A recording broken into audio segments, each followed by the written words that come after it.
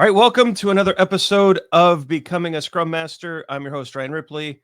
Joining me today, David, a fellow PST, professional Scrum trainer with Scrum.org. I think you're out of Canada, aren't you? That's true. Yes. So Hey, how you doing, Ryan? my good friend to the north. We're still friends, right? U.S. and Canada, we're Of doing all right? course. Yeah, All I right. think so. We've been friends a long time. We share the longest border in the world. Um, I've lived in the United States, Nice. out of Florida and Phoenix, Arizona. I've loved it. Yeah, Awesome. Yeah, there's always these little skirmishes and flare-ups, and then we make up pretty quickly. So it's kind of a it's nice true. spot there. So thanks for joining. I'm going to jump right into it, David. This is your time. I Yeah. want to make sure you're able to answer some of these questions to your fullest ability. And so the first one, can you share the story of how you first encountered Scrum and what motivated you to become a Scrum Master, and any particular moment or experience that sparked your interest? Yeah, that's a good question. The story is pretty simple. Like many, I was working in an enterprise that and the CTO I was working for had the foresight to bring a Scrum trainer, and he sent a few of us for a 2-day training seminar. I think that's a common story. People are Yeah. introduced to Scrum this way. This was in 2007, and when we returned to the office after the training, we kind of had a retrospective among the 14 or so of us, and we thought, should we try this? This could be interesting. That maybe this solves some problems for us. And we all agreed, yeah, let's give it a try. And then I volunteered to be the Scrum Master, and that's how it began.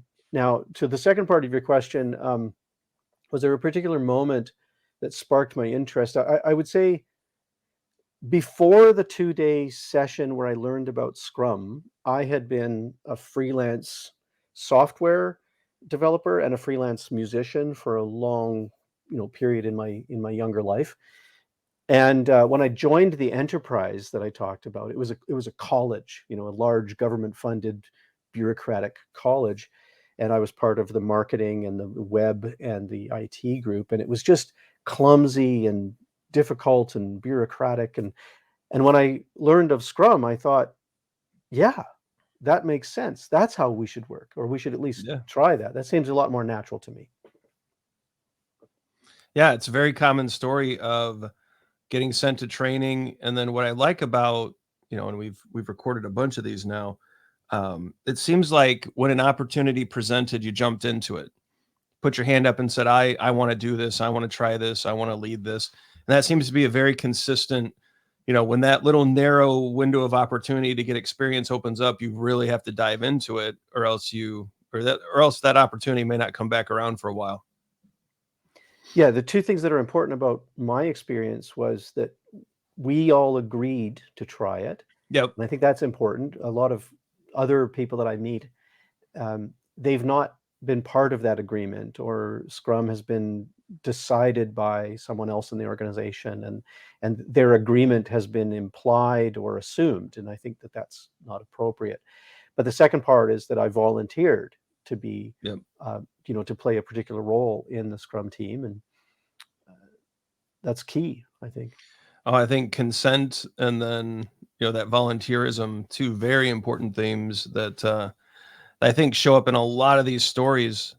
Um, was there a specific project or situation where you had a eureka moment, something that made you realize the true power and potential of Scrum? And if so, could you describe that experience? Gosh, pretty early on, I saw the potential for Scrum. I also recognized how difficult it is because if the environment isn't configured for cross-functional, relatively small, autonomous, self-managing teams, then it's really disruptive, right? Sure. Um, it was a few years later, actually, when, well, no, I should back up here. Even at the college where I was introduced to it, shortly thereafter, I actually changed roles. I moved out of the IT department and into faculty, and I operated my classroom much like a Scrum team, where we would plan month-long learning modules, and the students were very self-managing, given, um, let's say, projects that they could work on at their leisure, at their choice, and then so I applied some of these practices in the classroom, and it was amazing. The level of engagement from the students, the self-awareness that they had regarding their work and the evaluation of their peers, and all of that was quite remarkable. But I want to kind of end my answer to your question by sharing then that I moved across the country. I joined a startup and became a product owner with a startup in Toronto. And it was there that I really started to appreciate the effectiveness of small self-managing teams with very few dependencies on others outside the team who could serve a client or a small portfolio of clients and deliver really high quality stuff in increments. So it was there that I really became both comfortable part of a Scrum team or helping to lead a team, and comfortable with iterative and incremental development patterns like Scrum. It's great. So clearly, you've been a Scrum Master before, a product owner. This one is geared more towards Scrum Master.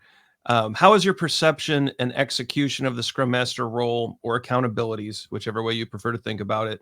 How's that evolved? And are there aspects of the role or accountabilities that you view differently now compared to when you started?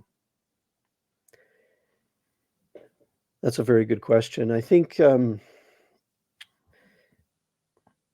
role, when I first learned of it, I, like many, I think I imagined it like a team facilitator, facilitate meetings, perhaps help protect the team um, from certain aspects of the bureaucratic challenge of an enterprise, uh, resolve obstacles, but my thinking around those obstacles was quite narrow. Um, I was thinking about obstacles that are in close proximity to the team. My thinking around the role has really changed over the years, where I realized that it's it's it can be like it's best served by someone with positional authority in an organization, best served by people who have deep experience. Um, and I might be an outlier here, but I think deep experience with the technology domain, but also the business domain, so that they can help the organization through change. Most organizations aren't currently configured to enable cross-functional self-managing teams, so change is required to enable that. And a Scrum Master that has some years in the trenches and some trust among the leaders in the organization, not some trust, lots of trust among the leaders of the organization, and some positional authority that they can enact change and influence change. Uh, that's really important. So that's how my thinking around the role has evolved over time, where I think actually even a CTO or a CEO is involved in improving transparency in the organization and removing obstacles for the team and teaching about the value of iterative and incremental development and teaching about how to navigate through complex problems. And so even at that level, they're employing a lot of Scrum mastery. So it's yeah, I hope that No, how's that. and I don't think it's an outlier. I know, like, within the last couple of weeks, I published a post on our Scrum.org blog site talking Yeah, I about, saw that. Yeah, your next great Scrum post, Ma by the way. What's that? Great post. I mean, I saw that, and I think Oh, I'm aligned with that thinking. Sorry to interrupt okay. you. No, no, you're great. You're good. I think more people are coming around to that realization that Scrum Master is not an entry level role. It's not an entry level job. It requires time in the trenches, as you put it, and without the positional authority, it's a very difficult road. And that's not given from the LinkedIn comments, our line of thinking here is not popular right now, but I think it's going to become prevalent over the next year or two. So Can I ask you I'm about that briefly? Like, yeah. my understanding from Jeff and I've not spoken with Ken directly about this, but my understanding from his perspective is that the Scrum Master role is often best served by someone with managerial authority in the organization. I'm not sure how the other idea became the norm. I think Do an you? influx. So that's a good. So we'll tangent here for a second because I think it's a really good question. Um, I think the influx of project managers initially into Scrum probably led to a lot of that. You know, a PM doesn't have positional authority, but they had project authority, and I'd imagine that shift. Plus, I mean, for some reason, Scrum Master became relegated underneath Agile Coach, and so it was seen as an entry level stepping stone up to something bigger, which I think is absolutely ridiculous. Um, and I think you combine those two things, and suddenly you have this diminished role from the outset that's just been turned into a team facilitator and meeting scheduler. And that's why then you have we now our work is largely focused on shifting that back to that effective leader. That would Yeah, be my yeah. uneducated guess. You know. I think that's a good guess. I just want to pick up on something there that, by the way, I think a good team facilitator and meeting scheduler is also incredibly effective in environments where there's otherwise chaos, you know. Yeah. So even people that are taking on the role anew, or they're relatively new to Scrum, I think there's a lot of value in that part of the role. But yeah, I think you and I are both aligned that ultimately a Scrum Master role within an organization is has greater influence.